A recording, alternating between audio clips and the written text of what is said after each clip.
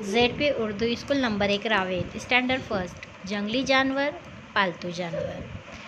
अव्वल जमात में तलबा व तालिबात को पालतू जानवर और जंगली जानवर के दरमियान फ़र्क समझाया गया। इसके जिस्म पर बहुत सारे बाल होते हैं।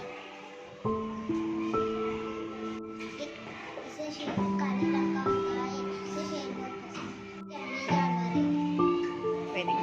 ये खरगोश है। ये सफेद रंग के भी होते हैं। ये अलग रंग के होते हैं। इनके जिस्म पे नरम नरम बाल होते हैं। ये जंगल में भी पाते हैं। हम इन्हें घर में भी पालते हैं। हमारे जंगली जानवर है, पालतू भी। इसके आगे से तो दांत बढ़कर रहते हैं। ये काला रंग का होता है। ये बहुत बड़ा होता है। जंगली जानवर है, जंगल में पाए जाते हैं। शेर है ये।